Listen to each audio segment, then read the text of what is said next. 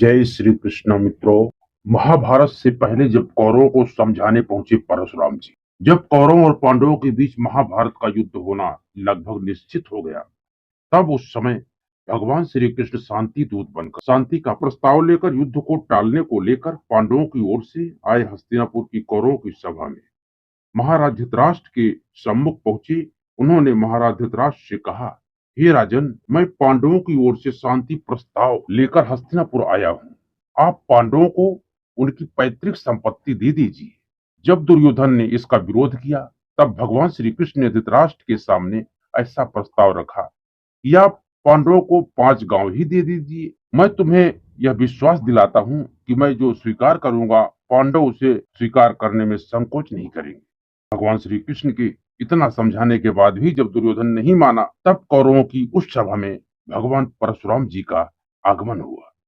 वहां परशुराम जी ने कौरवों की सभा में बड़ी रहस्य की बात बताई, जिसे सुनकर सभी दंग रह गए। अगर उस समय उनकी बात कौरवों ने मान ली होती तो उनका विनाश न होता। आखिर परशुराम जी ने ऐसा क्या रहस्य बताया था जो आप भी जानेंगे तो दंग रह जाएंगे। तो आइए दोस्तों, वीडियो में हम ये सब जानते हैं। नमस्कार दोस्तों, हमारे मोटिवेशनल आरके व्लॉग चैनल में आप सभी का बहुत बहुत स्वागत है। दोस्तों, लोग चैनल में नए हैं तो चैनल को सब्सक्राइब कर लें और कमेंट में जय श्री कृष्णा लिखना ना भूलें, ताकि आपकी पूरे घर परिवार के ऊपर भगवान श्री कृष्ण की कृपा सदैव बनी रहे।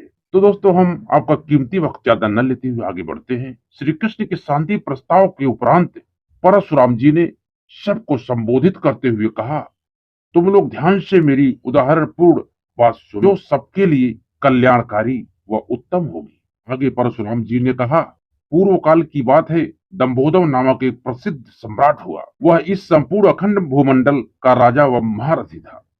वह राजा प्रतिदिन ब्राह्मणों से पूछा करता था कि क्या इस जगत में कोई ऐसा शस्त्रधारी है जो युद्ध में मुझसे बढ़कर हो। तो ब्राह्मण ने बार बार प्रशंसा करने वाले उस राजा को मना कर दिया। इन ब्राह्मणों के मना करने पर भी वह राजा ब्राह्मणों से बार बार प्रश्न करता रहा।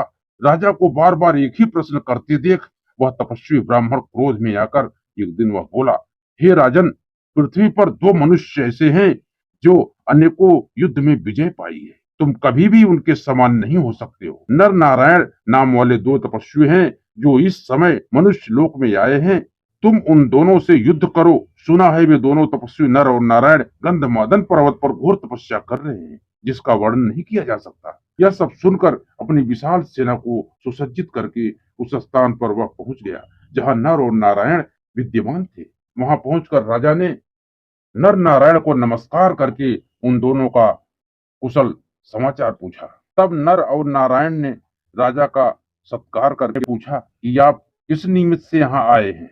इस पर राजा ने कहा, मैंने अपने बाहुबल से संपूर्ण पृथ्वी को जीत लिया है तथा संपूर्ण शत्रुओं का विनाश कर डाला है।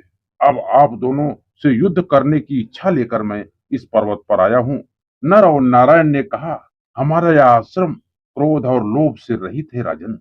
इस आश्रम में कभी भी युद्ध नहीं होता। इस पृथ्वी पर बहुत से ऐसे क्षत्रिय हैं, अतः आप कहीं और जाकर युद्ध की अभिलाषा पूर्ण कीजिए। बार बार ऐसा कहकर राजा से क्षमा मांगी, लेकिन राजा युद्ध की इच्छा से उन दोनों तपस्वियों को ललकारता रहा।